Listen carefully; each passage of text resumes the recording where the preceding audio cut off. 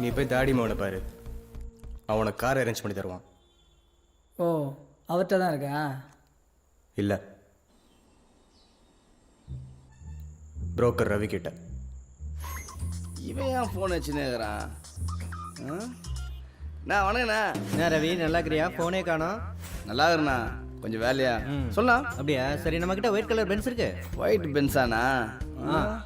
ஏண்ணா அப்படியே லைன்லேயே இருண்ணா, பார்த்துட்டு சொல்லிடுறேன்.